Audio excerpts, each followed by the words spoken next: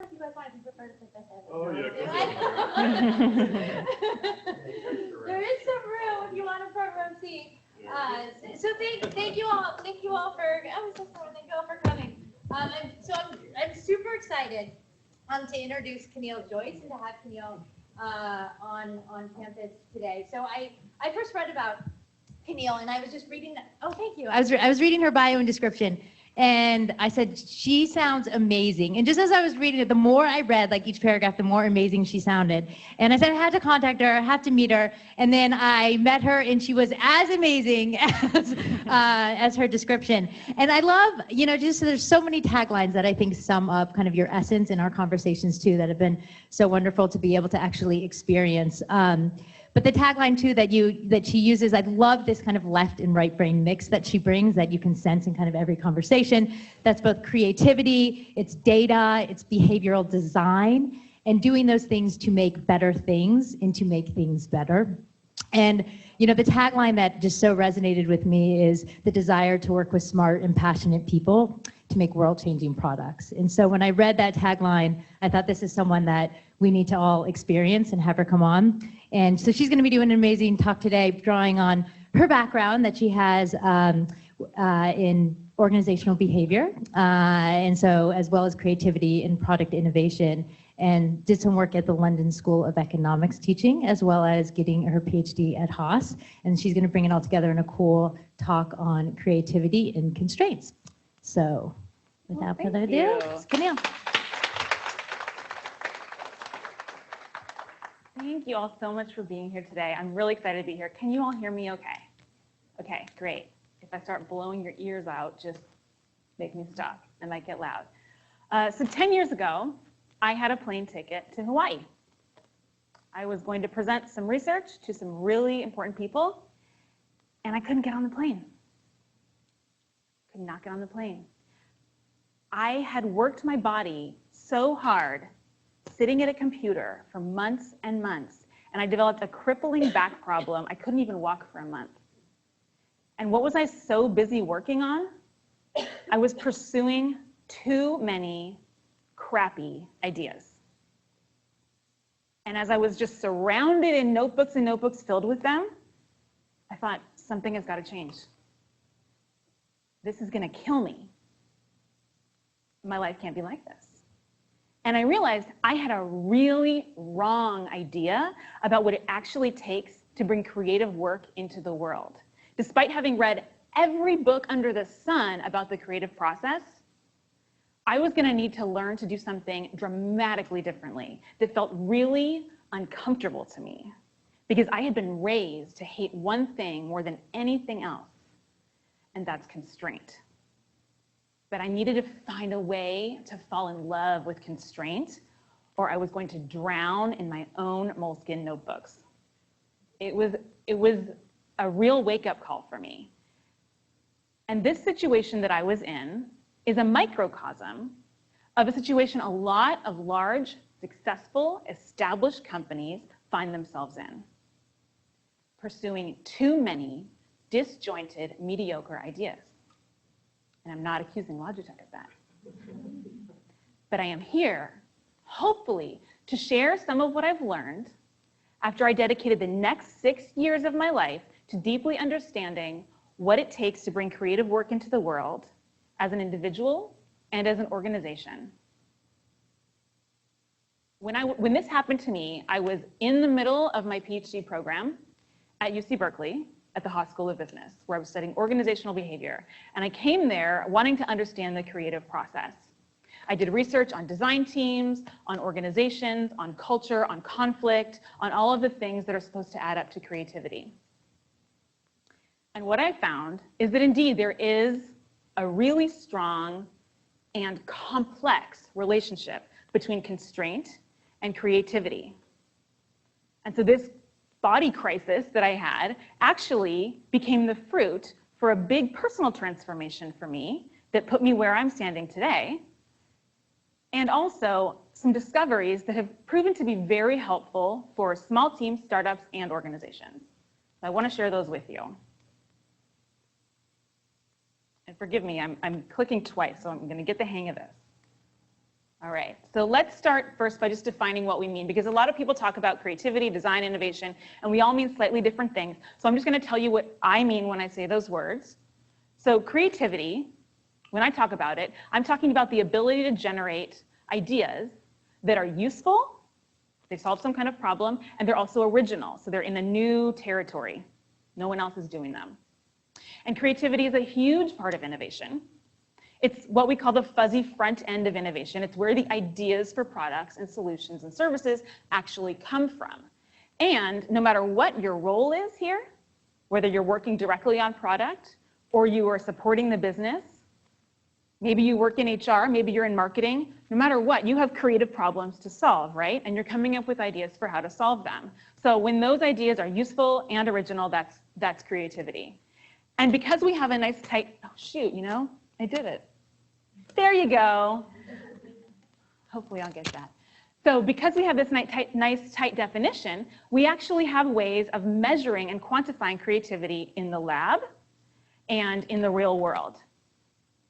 We actually know a lot about creativity because we're able to measure it. One of the things that we know, which is I think one of the most interesting findings, is that there's a very low correlation between feeling creative and being creative. How many of you, I hear some laughter, some snickers in the room. How many of you have been in a meeting where Post-its are flying off the walls? Amazing brainstorming, God, that feels so great. I love that feeling. That was the most, I just love being creative. I love being creative. I love coming up with new ideas. And then the next day you're like, what? What was that dorm room conversation we had? I don't even know what came out of that. We have a lot of Post-its. What are we bringing to market? Ideas are easy and decisions are hard, right? I see some heads nodding. Most helpful thing in the world is something to help you make good decisions. And what we've seen from all of the really robust research on creativity is that there's an extremely low correlation between the ability to generate creative ideas and the tendency to select really creative ideas. In fact, there's a name for this phenomenon called the anti-originality bias. And you see this happen a lot in organizations. Lots of great meetings, lots of great brainstorms. By the time it comes out into the market, not original. Because as the layers of organization stack on top of each other and decisions get made and judgment is applied and stakeholders have to be pleased, one by one, the most original ideas get eliminated. And what ends up going out is something very safe, very familiar, stable ground. Now, this is partly, this is not necessarily a bad thing. One of the reasons that we shy away from original ideas is because they're tremendously risky. So what I'm interested in is how do we have original ideas that are also supremely useful, solve a real market problem, and are going to be embraced and integrated into the culture of society so that we can change the world, right? That's what we're here to do. Who watches Silicon Valley? We're all going to change the world. That's what I want to do. That's why I'm here, and that's why you're here. So how do we help people make good decisions? There's one important key, and that's constraint. A constraint, there are lots of kinds of constraint, but a constraint is anything that helps limit and direct your search for new ideas and solutions. Now, because you are directed, you have a specific focus in mind, you're going in a specific direction, and you have limitations, you have time, headspace, and criteria upon which to choose good ideas. And if you decide as a group what good looks like, then you can make those decisions even faster and more powerfully. So constraint is extremely helpful for all kinds of decisions, and especially creative decisions. Constraint is also the opposite of one of our favorite things, freedom. And this is where things get really tricky, right? One of the first things that we discovered in the 80s when we started applying the laboratory model of experimental psychology to the creative process was that environments where creativity flourish are those where there's a tremendous amount of freedom. So these were experiments where some people got freedom and choice, some people did not get any freedom and choice, and then they were asked to be creative. And guess what? Which one won? The freedom condition wins every time. Because if given two conditions, choice, no choice, when you have choice, you have intrinsic motivation. Now, who has a 3 or a 4-year-old? Yeah, man. Like, if you don't give a choice, turkey or peanut butter sandwich, you're going to get the food thrown in your face. You learn this very quickly. Motivation really matters when it comes to creativity. Maybe you've seen some TED Talks about this. There's a lot of research on the subject. So the more choice you have, the more intrinsically motivated we are. That's why these big open sky brainstorming sessions are so much fun. Like, we really are in it just because we're enjoying the task. No one's paying us to be there. Like, I could get people showing up at my doorstep to brainstorm for free, no problem. It's intrinsically motivating to have freedom.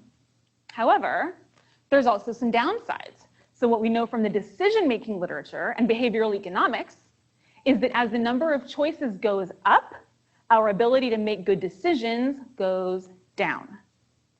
Who's heard of the paradox of choice? The more options we have, the harder it is for us to make sense of them in any meaningful or strategic way. Not only does our decision-making quality suffer, our own satisfaction with the decision suffers. We're less likely to like our final choice. And the worst thing that can possibly happen is we completely opt out of the choice altogether. Studies of 401k plans found that when companies give a lot of options for a 401k plan, hey, we've got this great program, you can sign up, there's 20 different funds to choose from. People leave money on the table. They leave a 401k match on the table from their company, and they choose instead to make no choice because it's too hard to pick between 20 funds. So when you have people just automatically, you're opted into a program, everyone keeps the money, right? Everyone keeps the 401k match. It's just too hard to make choices in that condition. And this is actually an idea that you see come from art, is that having less is more. The essence of great design, eliminate the non-essential. Elegance is about fewer options. But which options do you eliminate?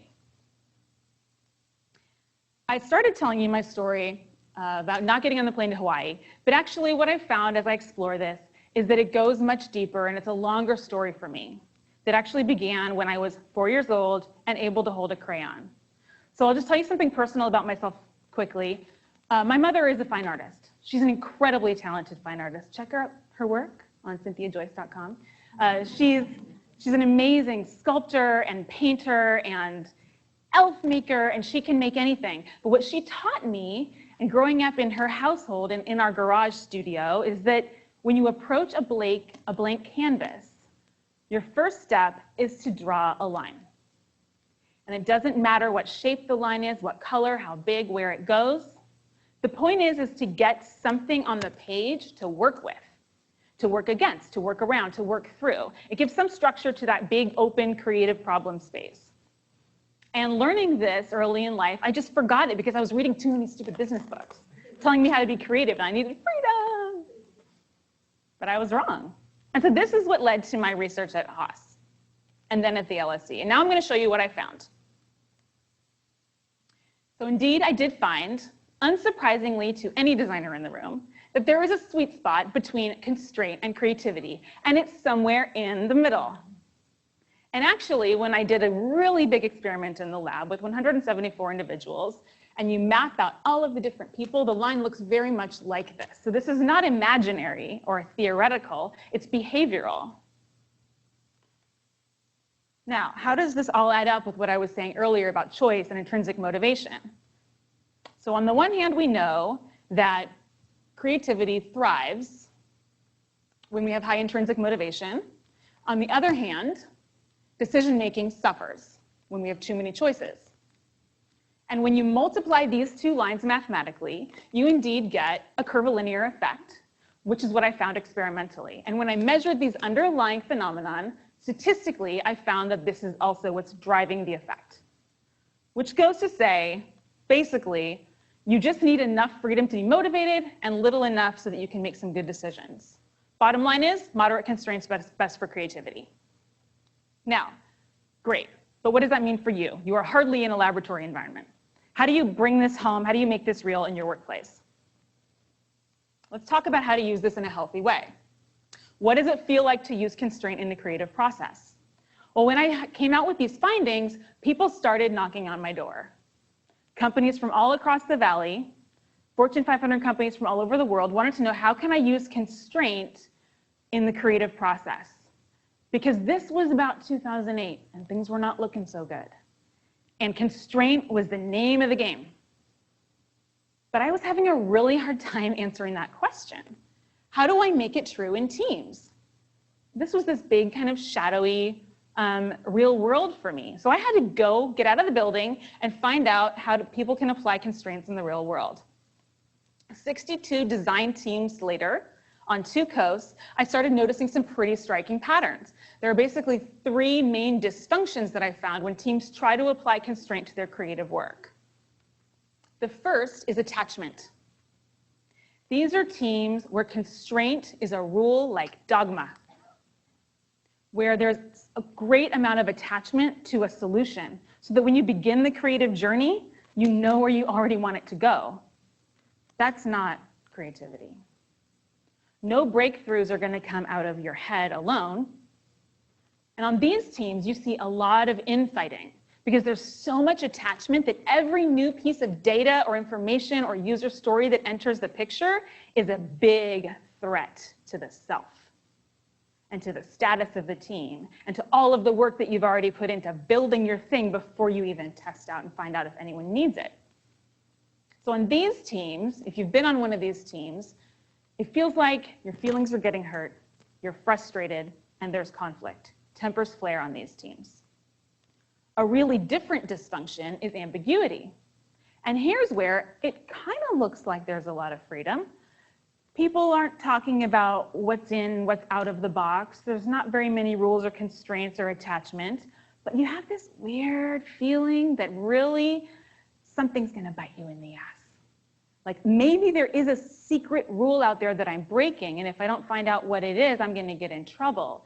This is when constraints are too ambiguous. So we have to start imagining what's hiding behind the doors, what's hiding under the bed. These are the secret constraints that kind of freak us out. And on these teams, people feel nervous. People feel apathetic and withdrawn.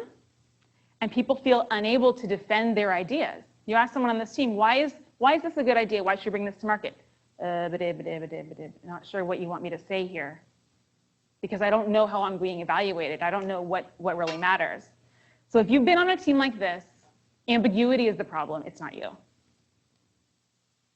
And the last symptom is the most insidious, and these are the constraints we take for granted.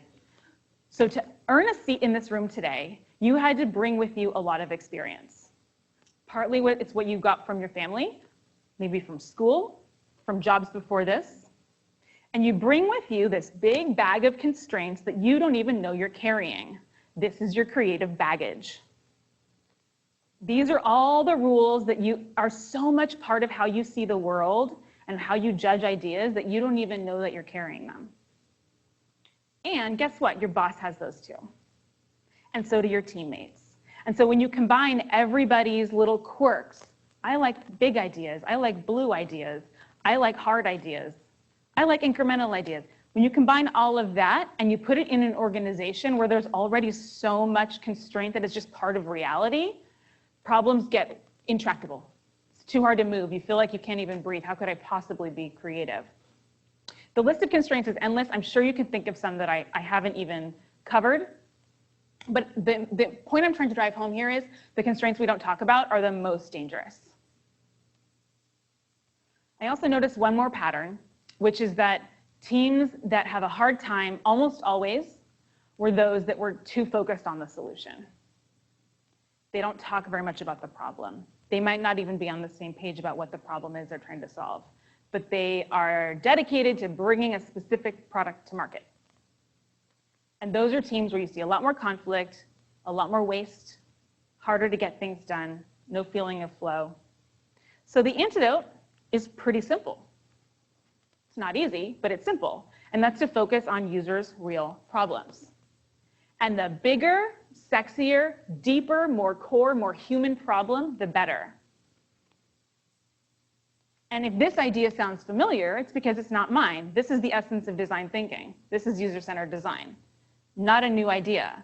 And how it relates to what I began this talk about, constraint and freedom, is that actually these two are not polar opposites. There's a tremendous amount of freedom within constraint, because once you know what your constraints are, you're free to play everywhere in that box.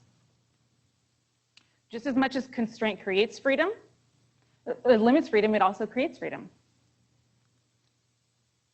So the ideal team situation is when your constraint is to solve the deep user problem, and your freedom is to solve it however you can.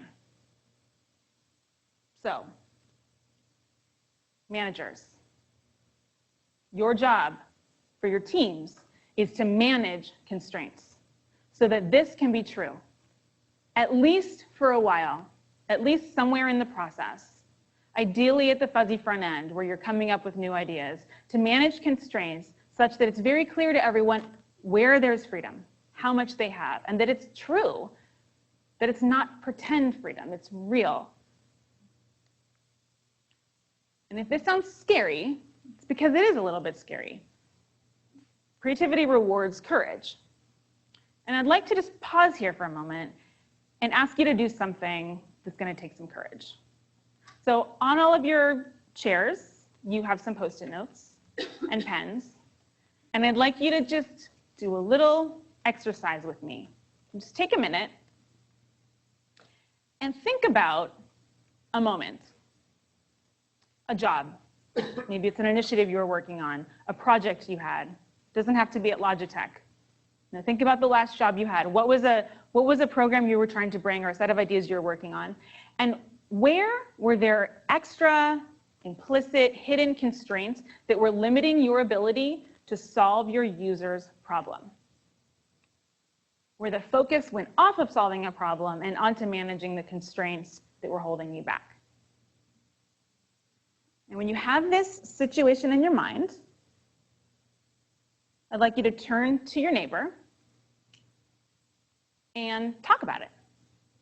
And talk about it really specifically, in the veil of trust. Doesn't leave this room.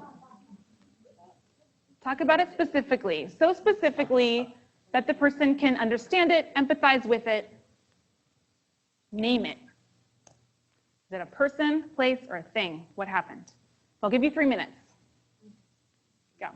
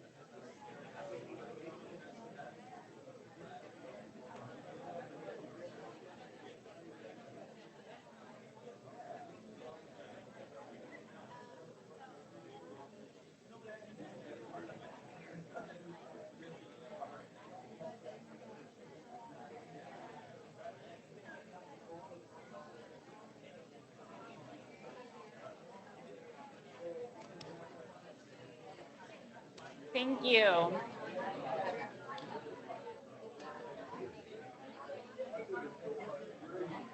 Thank you for sharing. All right.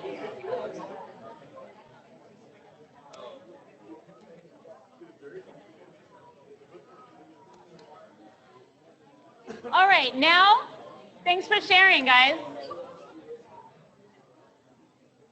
It's a lively conversation. Thank you. Now, thanks for doing that for each other. Now you've got your Post-its. I'd like you to use your pen and silently write on your Post-it the name of that constraint. Aim for about 3 words. Be clear. Give it a name.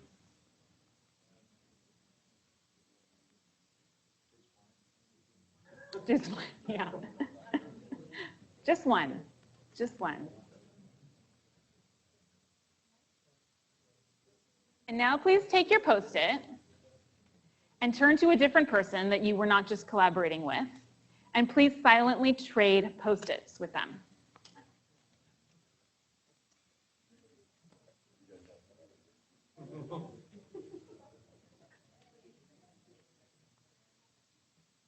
And now, have a look. And I'd like you to not talk about this because that's part of the point. Have a look. What do you notice? Is it clear or is it a little ambiguous? Have you experienced this constraint? Are you the constraint? Is it threatening? Is it familiar? Does it feel like a great relief to see that somebody else had this problem? Thank you. Hand the Post-it back.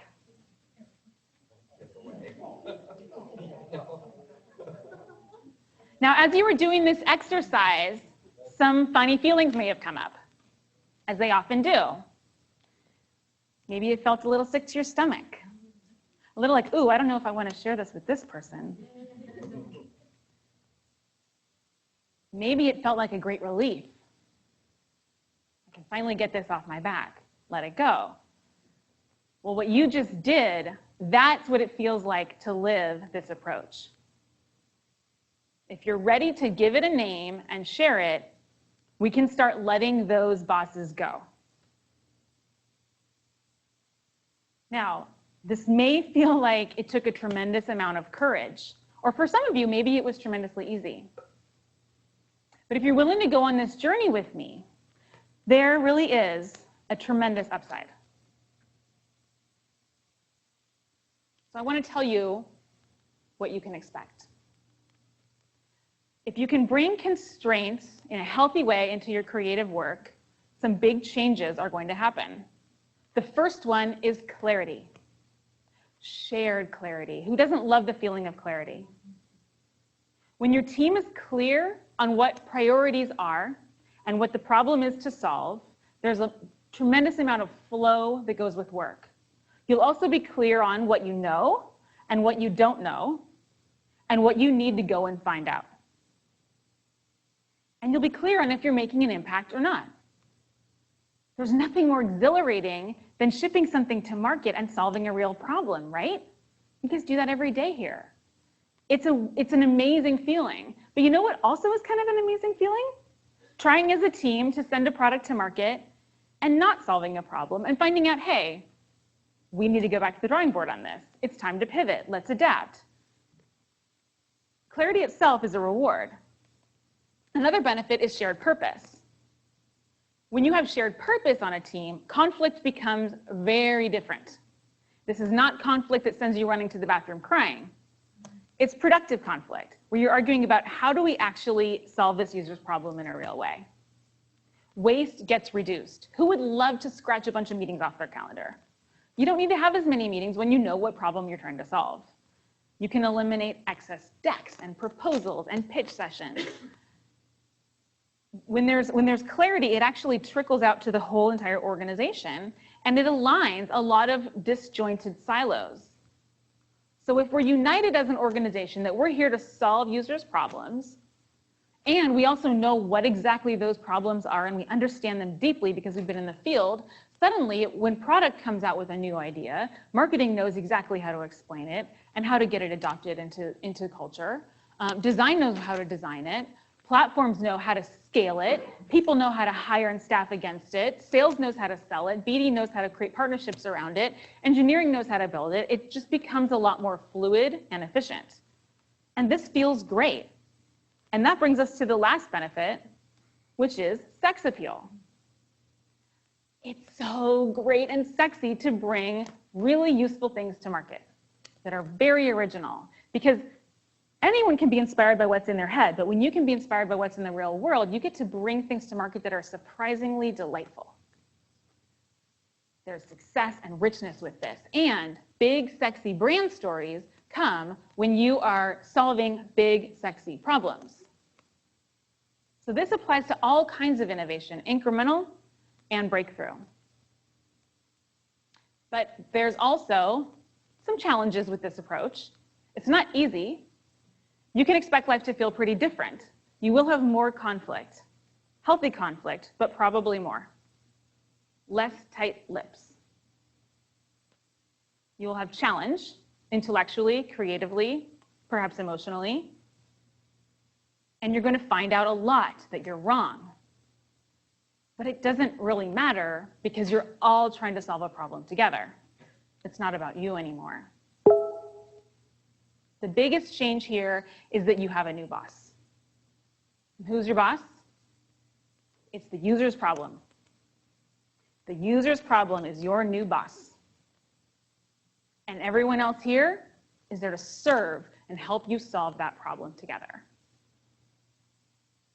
The masters that you just named on your Post-its, your former bosses, you can now tear up and let those go. Those are the constraints that should be running the show. What I'm getting at is that this kind of work is deeply transformational for organizations, teams, and also for you as an individual. And you can start now. You don't need to wait for some big organizational change initiative to make this happen.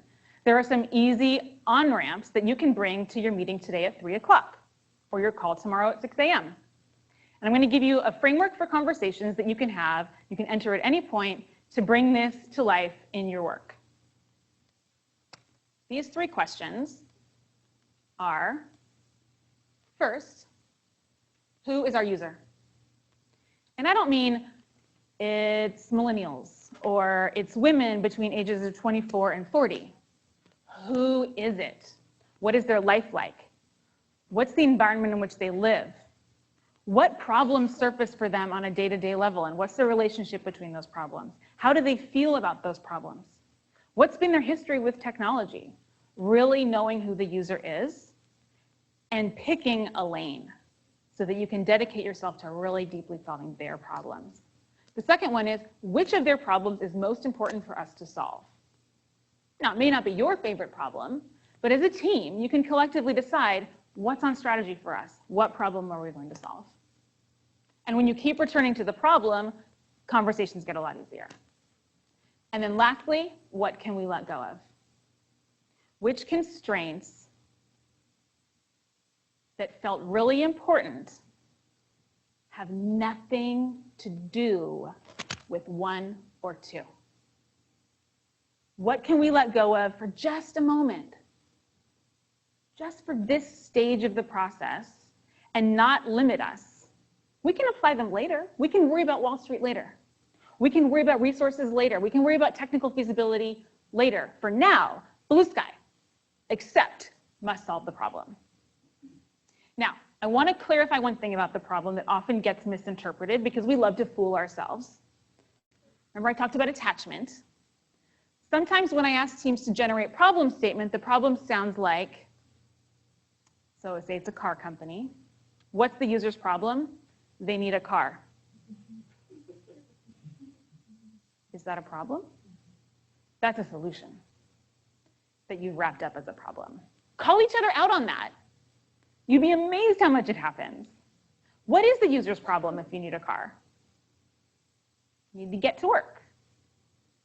Need to keep your family safe. Need to feel like a big shot.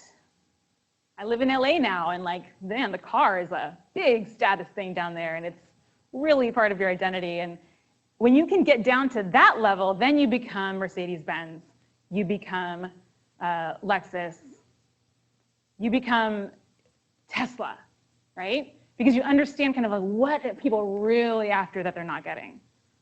It's the deep, big, sexy user needs. So these 3 questions are helpful. It doesn't mean you won't run into roadblocks. So when conflict ensues and you're stuck and you're frustrated and you've been in a room with whiteboards and personas and Post-it notes for hours and hours and hours, you're like, this is not going anywhere. What do? Just one simple thing, bring in a piece of user data. Return to your user's voice, and we have lots at our disposal. I'm sure you have all of these things right here in this building.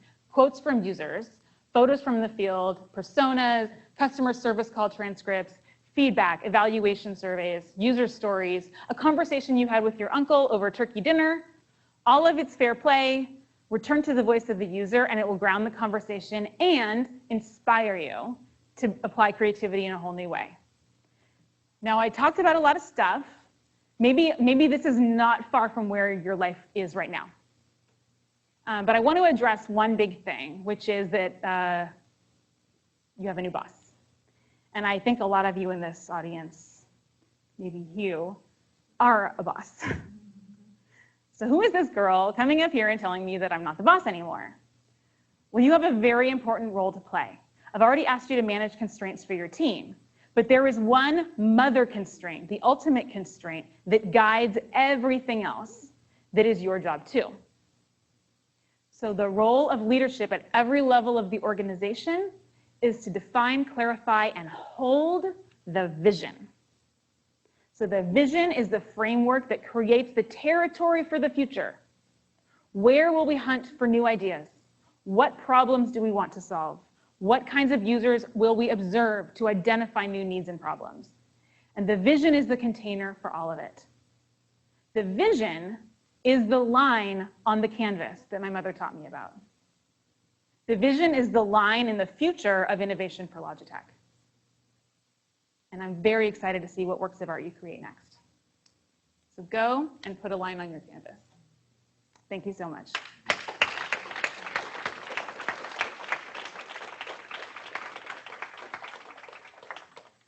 First of all, you won't be surprised. I love that. And, I think the whole thing is perfectly timed for us. This is really the right discussion to have right now. I think over the next couple of years, it's going to be a big deal for us. I guess I had a couple of questions for you. One is, first of all, I really like the idea of defining everybody's boss as a user's problem. Okay, yeah, I really love the idea of defining everybody's boss as a user's problem. At P&G, when I was there, A.G. Lafley said, came up with this term, the consumer's boss. And I never liked that because I can envision, and people did, that we'd be going out and surveying and asking consumers what they want. That's not the point. Most of us don't know what our problems are unless we really dig deep. And if you observe somebody else, you can really find those problems. The other thing I like about that is it's not just consumers of our products. It's consumers of whatever you do here. Whether you're in the accounting department or people in culture, there's always a problem out there that you can solve. And by defining that as your boss, not Kirsty, you can, no offense to Kirsty, or me, you actually do something valuable. I mean, you can do. So I love that. I just love it. The question I have for you is, I'm always in pursuit of this question, of this mythical company that does this exceptionally well. And honestly, I don't see very many. And you do this for a living. Who do you look at when you say, wow, these companies are really gold standard? Yeah, that's a great question. Well, this is where, as you know, I do a lot of work with startups. So the company that I run now is called Kick-Ass Enterprises. Founded it a few years ago to bring what I learned from research into the real world and apply it. And most of my customers are startups.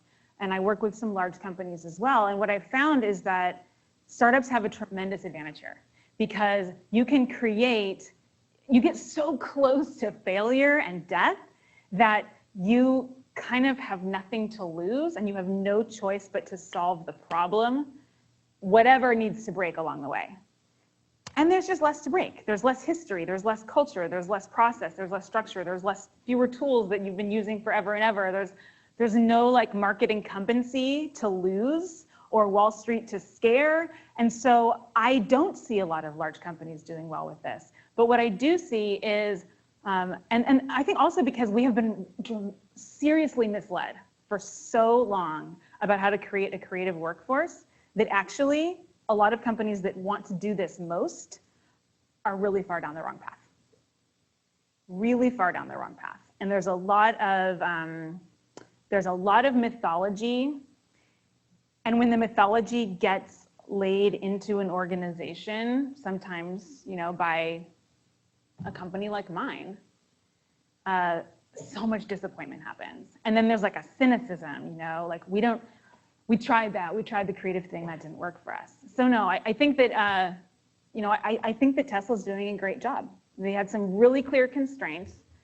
They're doing an exceptional job meeting them. They've compromised in a lot of areas. You know, I think Teslas are great because I think what they do is great. If I saw the car on the road and I didn't know what it was, I would never pick that car. So they've compromised in places where it matters. They were free to explore, how do we actually make this real in the world? And they're doing something really, really important. But yeah, it's not easy. And it doesn't have to be that the whole organization is doing it or that everyone's doing it all at once. I mean, I think everyone has a role to play. And one of the exciting trends that I've started seeing is companies coming to me and asking, how can we leverage what we've got? You know we need to innovate or we're going to die, but we cannot spend more resources. So how do we use just what we have? And that's where we've been doing some really interesting work of integrating the different parts of the business. So, you know, where do you observe users? Customer service, you've got a lot of calls. You are interacting with users and you're fielding complaints and you're helping explain things. How can we use that touch point to extract more user needs and context about people's lives, and then create a feedback system where it brings and surfaces that information to the product organization so that they're getting it at the time where it matters to them and not after their product's already in market and it's a complaint. So it's like reframing everyone's role, finding all the touch points, and really like building the whole design brain out of the company.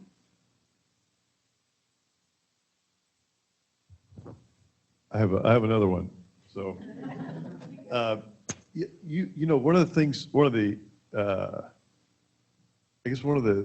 I'm a little uncomfortable with on this is defining the boss as the user's problem, because the problem suggests that you need to go fix something. But some of the most amazing things are not where you fix something. It's something where you add something or you unlock something or you know, so, but I understand why the word problem's used. I'm just wondering, is there another collection of words you've thought about for this? Because this is something I've thought about off and on my whole career is, Yeah. you know, because obviously there are a lot of things where you can't just solve problems, straight problems, and maybe it's 80%, but there's another 20% where it's really not a problem. Right. I didn't have a problem. You made something magical for me. Yeah, so I think that's about the level of abstraction, and you know, I wrestle with that a lot. You know, the problem with this bottle might be that the cap is so tiny that it falls out of my hand, and who really cares? You know, who really cares about that problem? It might be a problem, but this is a very incremental innovation at best. But I think it's about looking for unmet needs that are kind of chronically unmet. So all of us as humans have the need to connect and the need to feel important. And a lot of those needs are culturally bound. And so when you can hone a product that is a practical application to really serving one of those deep, fundamental, culturally embedded human needs in a new way, then that's often, you know, that's why these things get accepted. If it's not useful in daily life, no one will use it. But if you're only looking for like really specific, clear problems and you're not abstracting, then yeah, you have little teeny tiny innovations. I kind of like needs better as a framing. Yeah. Any other questions? Yeah. So I was actually wondering how you weigh the problem to see which one's actually greater than the other. For example, like you were talking about your water bottle, and I know that the caps are shortened for environmental reasons, but I lose the cap all the time just like you. So Let's hang out. The user's problem versus the environmental problem, and in other scopes, how do you judge one problem versus the other and find out which one's greater? Awesome question. So how do you make trade-offs between all the different problems there are to solve? How do you make sure that you're not just creating oatmeal or cheese pizza, you know, the generic thing that kind of nobody loves? When you have multiple users, how do you balance their needs? Strategy. You know, it goes back to vision. Like, what's the container? Organizations exist and are a massive force for change in the world because we can coordinate human action in a way that we've never been able to coordinate it before. And so we can do things that prior generation, you know, ages ago we could not do because we were operating just at a smaller, more microcosmic level.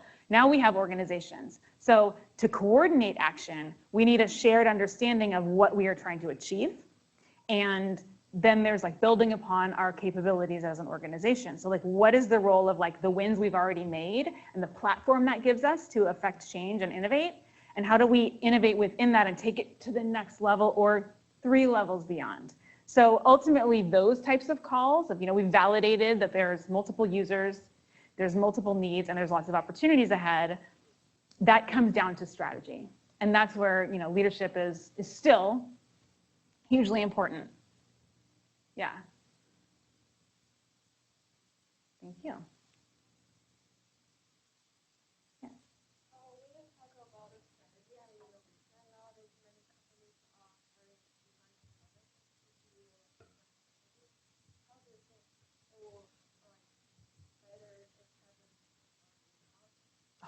So much better if it happens in-house. Yeah, so she asked, a lot of companies now that are trying to become more design-led are hiring design innovation consultancies to come and bring in a process, or maybe they do the design strategy and import it. And here's your strategy. She asked, is it better to do it in-house? And my feeling is, and what I've seen, is that it is so much better to do it in-house.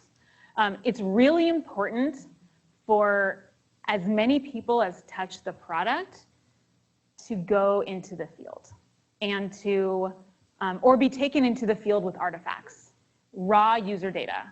So when a strategy is given to you, it's direction without context or understanding. And the little teeny calls that you need to make about what a feature should look like or what order in which to introduce new features, those micro judgment calls require a deep amount of empathy with the user that you cannot get from a deck.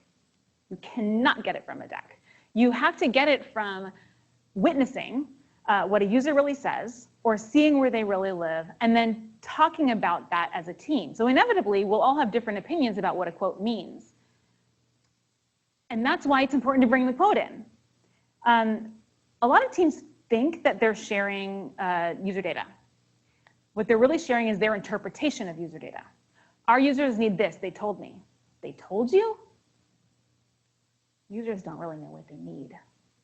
They're used to doing workarounds, right? They're used to working with the problems in the world as it is. They might ask you for features. That's not a need. That's not a problem. They're asking you to like overcomplicate your product usually, right? So has anyone experienced that? Can you add 20 new features, right? You know, that's why there's so much resistance about going out into the field is I don't need users to tell me to add 20 more features. No, of course not. You're not asking, you know, they might talk in feature language because it's concrete and they can understand it, but you're looking for really user needs. And so it's very important for people in the organization to work with the strategy of the organization and the capabilities that are there, and to develop that empathy.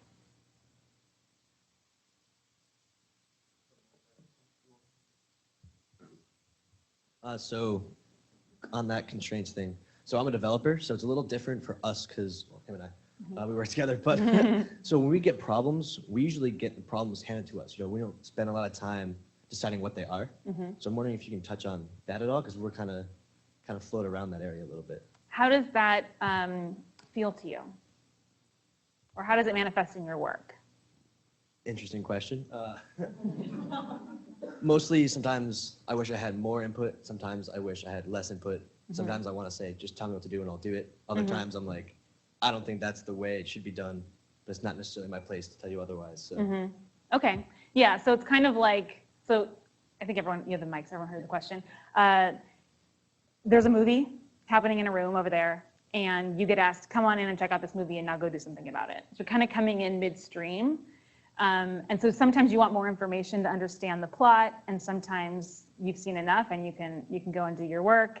And then it's interesting what you said also about wishing that you had more input. And that's a really cruddy feeling, There's isn't also it? times where I'm like, just tell me what to do, right? Well, that happens when you're frustrated, when you're, I've tried giving input before and it doesn't make any difference, and so just tell me what to do, and you kind of roll over and die. It's not that bad. So yeah, I think it's nice to find ways to socialize that kind of field work up and down and throughout the organization as it's happening. So one thing I do for companies sometimes is as simple as setting up an internal blog where I feed in the release, product release data. So every time there's a new release, like here's the features or bugs that were squished and released. Here's the changes that were made. Interstitially with different sources of raw user data. So here are conversations that happen. Here's some insights from the field. Here's some pictures. So that you're really seeing in live stream the effect of the user's voice on what's going to market. And that is a stream that you can just opt into and out of as needed. And it gives you a chance to kind of connect the dots better and give input where input still would be relevant. Rather, because it is very, conversely, it's very frustrating to finally hack through so many things and figure out the strategy and the problem to be solved and then give it and someone says, I don't want that. I don't want to solve that problem. You're like, but you're the developer. You're the only one who knows how to do this. Help. So it's nice to kind of like bring you into the stream a little earlier. It is nice too. We do get to have the creative part of figuring out how to solve it, Mm-hmm. right? Instead of visualizing problems. Mm-hmm. I don't want to understand. Everyone, yeah. Problem solving is fun. Problem solving is the best. That's where it's at. That's the most fun thing. I think it might be the most fun thing in the world. I really do. Maybe you can go to my job. I'll do presentations.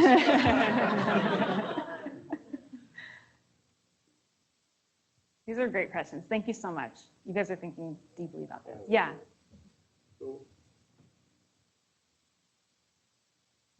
No, by the way, the other thing I really relate to that you either said or implied is that, I'll put words in your mouth, big companies aren't very good at very many things. It's really small companies, really good small companies are great. Mm-hmm. And I really do believe that. I think it's just a fact. I mean, I spent my whole career at big companies. Included in that is this whole thing about market segmentation. Mm-hmm. So, and I'm curious what you think. So market segmentation is this idea that you look at all the users out there and you group them into clusters, and then you define them, and then you create a picture of one of them representative, and then you go address that segment. Could be women 18 to 24. Could be Jane, who is an 18 to 24. She's a sorority girl in college and blah blah blah. Mm-hmm. I've come full circle on this, but I've decided I think that's completely dangerous. And I'm wondering what you think. And the reason I'm bringing it up is because I think you can extrapolate this into everything. Lots of decision making now that big data has become the big buzzword of the period. I think specificity and anecdotes are actually more valuable than big data. And when it comes to figuring out what problems you're really trying to solve, I'm just wondering, you work with a lot of small companies, you've worked with some big companies. What's your view of all that? Yeah. What is a user? Who is the user, and how do you get it right? Well, I will say that that the game is changing. Obviously, as you reference big data, as hardware and software and experience become so much more tightly intertwined, segmentation is kind of less. It's both more and less important as an experience can morph to adapt to its user, right? However, I agree that sometimes qualitative data can be more useful in the design process. And a mantra that I come back to help me kind of remember that I'm trying to sell products that at scale, at massive scale, and not just for one segment or one user, is design for the extremes, build for the mean. So I may draw inspiration and a lot of context to come up with product concepts that are from an extreme user, a really specific condition that may even be really rare, and a specific context. But that empathy, I'm a human. I'm a human. I can't design based on a data set. I can design based on a human understanding. And that's how I can solve a human's problem. And then it's about how I prototype it and test it strategically in different environments with different types of users. And there's a big art and science to a prototyping and testing strategy. You know, what order you do that in there's a lot of path dependence in how are we going to learn from this test and bring this into the organization. There's a lot of strategy to that. So I may design for an extreme user or a specific context, but as I prototype and test it, I'm looking for generalizability and I'm looking for elegance. So rather than new context, new feature, another new context, another new feature, which features can I strip away the more context I go to? What is essential? Like, what's the essential through line that unites all of this humanity around this one core problem? A signal that your problem is not kind of core or deep enough is that as you switch contexts, the product is irrelevant. So when context after context, your product idea is met with interest and intrigue, and this could be useful in this way, you start getting a clearer picture of like, what is the really deep core human need? So that's something that we kind of put a stake in the ground at the beginning, and then it does wiggle a little bit as we keep testing. Does that answer the question? It does, but it scares me a little bit. Yeah, I think it's such an art that by introducing this idea that I designed for an individual, like take GoPro. I designed for a surfer. You know, I want to create something for a surfer where he can capture the excitement of his life or her life. And then I take that out and I say, now let's test that against a broader. My fear would be, first of all, in retrospect, it's easy to see that, you know, gosh, you can use a GoPro to do almost anything. But if I were at the origin of that, if I'd gone through that second and third set of, you know, how about this user group and this, is it broad enough? I'm afraid you might end up watering it down and not having GoPro. And GoPro is actually super broadly appealing because it was so narrowly designed. Yeah, so it's just my reaction to that. Yeah, it is an art. And there's an important connection to where I really believe that marketing is often kept too far away from this conversation because the way that, you know, who's the intern working on packaging, right? Like the way that you package an idea inside of an organization as it goes and gets resources attached to it, and also out in the world when you bring it to market, the packaging creates the user experience just as much as the product does, and the framing of it does. So it is an art. It's not a certain thing, but I think you can, like GoPro did, design for the extreme, build for the means, and then package it in the sexiest package possible. You know, the one that everyone aspires to have an adventurous life. Just because my adventure is walking down the sidewalk in New York City with a GoPro on my head doesn't mean that I don't want to live like a rock star surfer. Like, who doesn't want that? So yes, it is an art, and it is scary. It's definitely risky. The whole thing is risky. But what's riskier, you know, is doing the same thing you've always done, or doing what all the competitors are doing.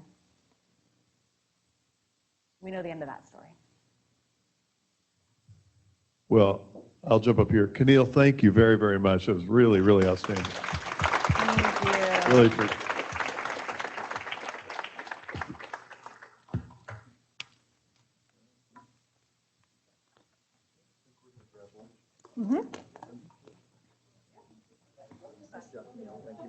Thank you so much. Joe runs the operations, the whole back of our business.